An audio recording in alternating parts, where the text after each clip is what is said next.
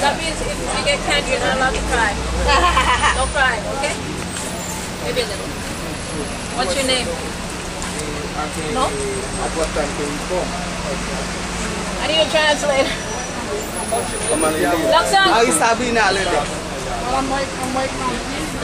She's May, Marie Sabina. Is this a new extra for today? Oui. Okay.